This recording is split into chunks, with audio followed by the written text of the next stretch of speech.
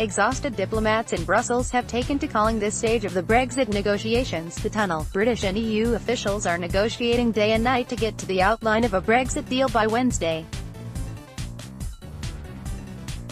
They need to resolve the final sticking points, notably on customs checks for Northern Ireland, before EU leaders meet to decide on next steps. Here's what you need to know to understand an unprecedented divorce battle: 2 agreements. The core of the talks so far have concerned arrangements for Britain's orderly separation from Europe after 40 years of shared trade and laws. Often called the divorce agreement, this text will take the form of a legal treaty and it must be agreed quickly to allow the British and EU parliaments to ratify it. If it's not in place and ratified by March 29, Britain will crash out of Europe in a no-deal Brexit with serious economic and legal consequences. There's also a second text. Political declaration will be much shorter, maybe 6 or 7 pages. It will not be a legal text, but it could prove politically explosive. The declaration will outline the parameters of future British relations with Europe, with goals like a free trade pact to be negotiated after Brexit Day. It won't be binding, but British lawmakers and voters may balk at paying tens of billions of euros in a divorce settlement with no detailed promises on future ties. Where are we now? EU negotiator Michel Barnier says the Brexit treaty is 80 to 85% ready. Irish Foreign Minister Simon Coveney went as high as 90%. Both sides have agreed language on the rights of each other's citizens on their territory. Have put a number on the huge bill that Britain will pay.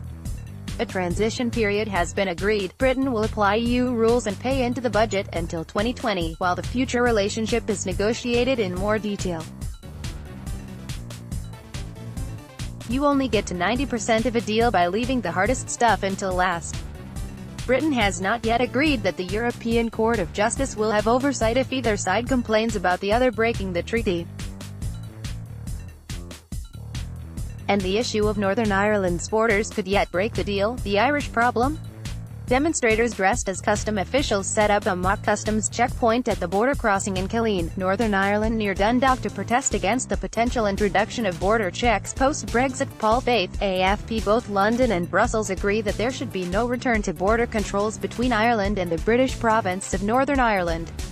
Closer cross-border ties are a key development underpinning the return to peace since the Good Friday Agreement ended 3 decades of conflict.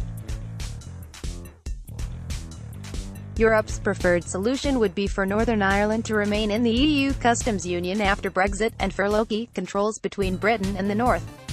But Ulster Unionists, including the small but influential DUP, will reject anything that divides them even symbolically from the core United Kingdom.